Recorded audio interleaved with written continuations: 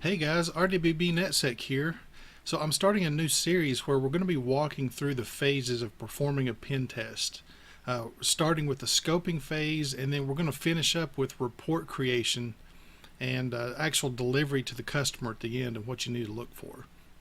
So before you begin a pen test for your customer, you must absolutely have a plan in place for the scope of the engagement and what the expectations are for not only for the customer but also for the pen testing team. Developing this plan is normally done with a kickoff meeting where you and your customer discuss the specifics of the test, what the in-scope targets are, the length of the test, any special requirements such as you know certain testing times, etc. So we're going to just walk through,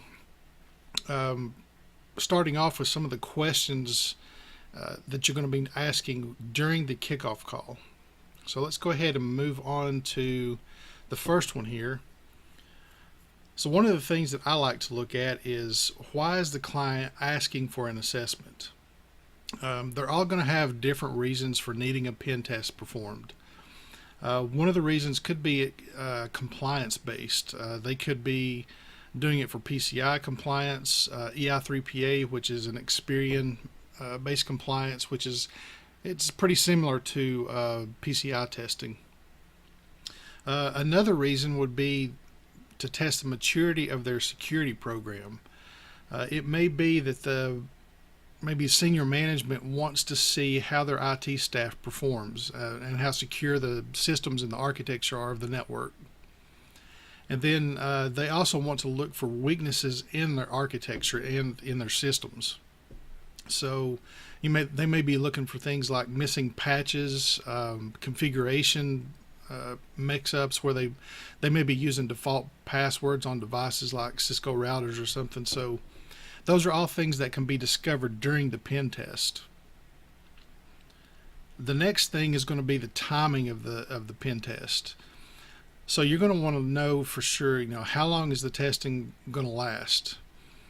So in my experience, most of our tests last usually between a week or 2 weeks, depending on the scope of the test itself.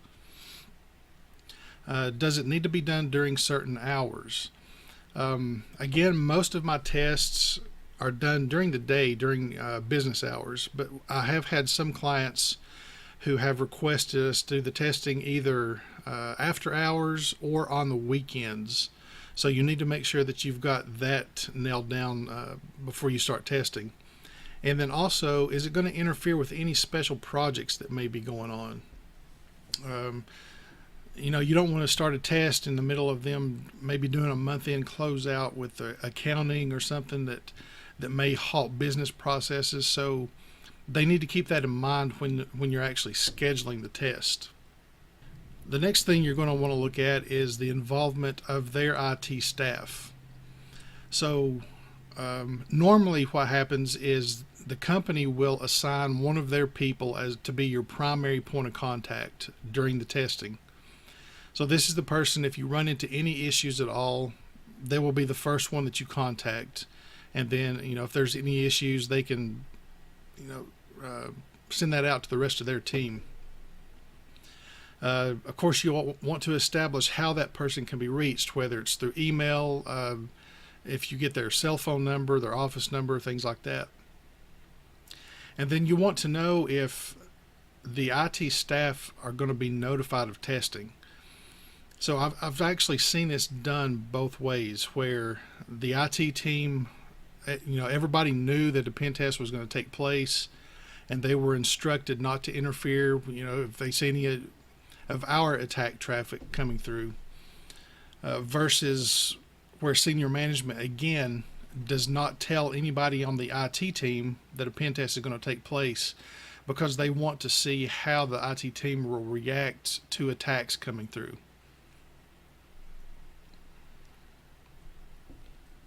And then the next thing we'll look at is the expectations for the client and the pen testers. So make sure that you find out if denial of service attacks are going to be permitted. again, in my experience, and I don't want to keep repeating that over and over again, but of course, this video, everything in here is just based on my personal experience, which it should be pretty common across all pen testing companies. That, some people may do things a little bit differently, but this is kind of a high level overview of what to expect. So going back to the denial of service attacks, it's our practice not to perform any denial of service attacks unless the customer specifically asks for that kind of testing. The next thing we want to know are end users in scope during the testing, which may seem counterproductive initially, but the way we do it, we have testing broken out into different categories, which I'll be covering here in just a little bit. But normally, social engineering type attacks are separated out into their own test as far as the way we do it. So if we're just doing like an external, internal penetration test, normally the users are not in scope, so we can't, directly attack any of the users. But again, we'll be going through that more in detail in just a little bit. You'll want to know if there's any specific data to go after, such as PII, which is personally identifiable information, maybe company proprietary information, financial data, something that the customer is protecting.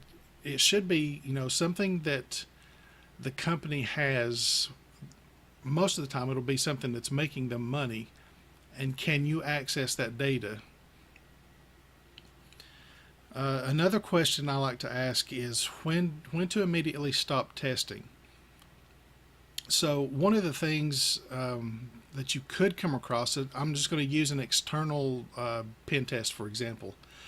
Just say you're testing a server that they've got out on the internet, and during your testing you discover that there's a web shell on the box. So our practice is, if we ever come across anything like that, we immediately stop all of our testing and notify the customer that, hey, you've already got a breach on hand, and they need to deal with that immediately. How to handle access to sensitive data. So if we're going through an internal pen test or whatever, and we happen to come across maybe credit card data or social security numbers or something, how are we as the tester supposed to handle that data? Are we supposed to do anything with it? Are we supposed to notify the customer immediately if we see that data? So you want to make sure that you've got that hashed out. And the customer needs to understand that this pen test is just a snapshot in time. You may do a test where you really don't find any vulnerabilities, but the customer needs to understand that just because you didn't find something doesn't mean that an attacker maybe 2 or 3 weeks down the road is not going to find an issue with the system. So just as long as they know that, because as we all know, the pen tester, we've got limited time when we're doing our testing, and a bad guy who's going to be maybe targeting that company is going to have all the time that they want to try to find a way in. So that's just the reality of doing a pen test versus somebody out there with bad intentions. And last on this slide, make sure you have a signed contract in place before any testing is done. This is absolutely critical. You don't want to start testing without a contract. Something happened and then the company come back and want to sue you because you were hacking into their systems. So make sure that you have a contract signed by the company and by your pen testing company before you touch any systems. All right, so now that we've covered some of the initial scoping details, I'm going to dig in a little deeper to each kind of test that can be performed and kind of the way that we break it out as a company. All right, so the first thing that we're going to look at is doing an external and internal NVA PT, which that stands for a network vulnerability assessment penetration test. Make sure that you understand too the difference between just running a vulnerability assessment and a pen test. I know that there are companies out there who will go in, go to their customer site, they'll run Nessus, print out a report, and hand that to the customer saying that that's a pen test. That absolutely is not a pen test. And if you happen to work for a company that does that, you're wasting the company's money, wasting the customer's time. That is not a pen test. The vulnerability assessment is running a tool like Nessus or some other vulnerability scanner and looking for all of the vulnerabilities on the network. Once you get that piece finished, you're going to move to the actual penetration phase, which is trying to exploit those vulnerabilities and gaining access into the network. So the questions that you need to ask for an external and internal NVA, of course you want to find out what the target IP ranges and IP addresses are. You want to find out, should any of those hosts be excluded from testing, which also sounds kind of counterproductive, counterintuitive, but some customers may have some critical systems up, maybe database servers or something else that is running a critical piece of equipment or something on their network, and they don't want those tested because it may be that the server will crash if certain traffic is sent to it or something, and the customer just says they don't want you to test that. So you need to be aware that that could be something that comes up. For an external test, you want to find out if any of the customer servers are hosted by a third-party solution, something like Amazon AWS or Rackspace or something like that, because the company will need to send a notification to Amazon or to Rackspace letting them know that a pen test is going to be taking place. They actually have to fill a form out and send over to get approval for it. For an internal test, you want to find out how access is going to be granted to you over the network.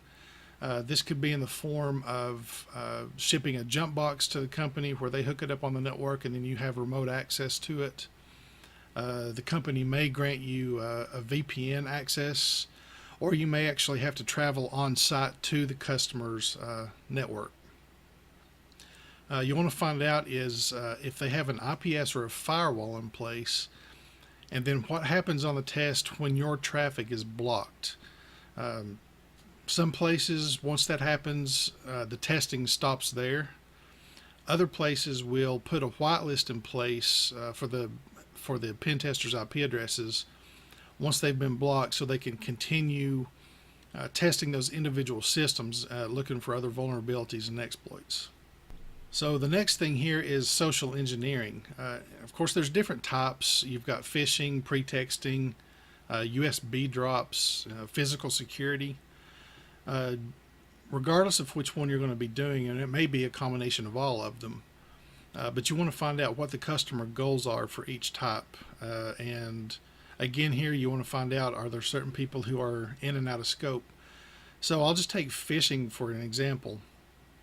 The majority of time, the customer will provide us an email list of targets that they want us to send phishing emails to.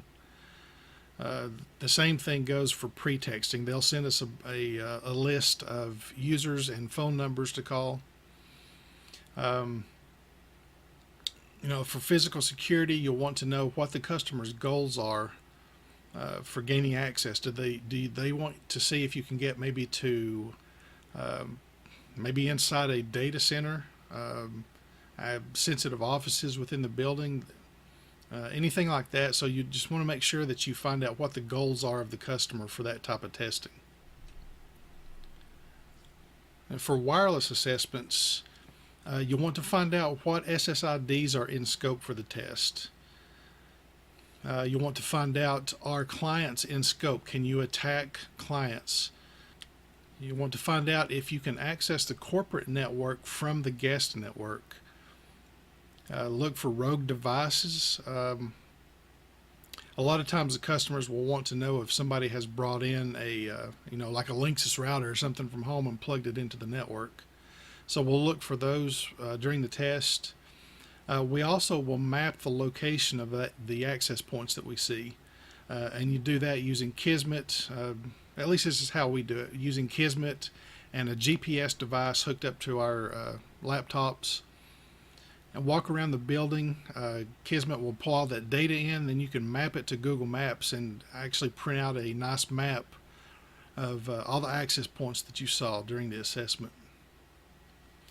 A lot of customers want to also know how far their signal reaches outside of their site, so you can plan on walking the perimeter of the site and see how far you can move out and still get signal from their access points.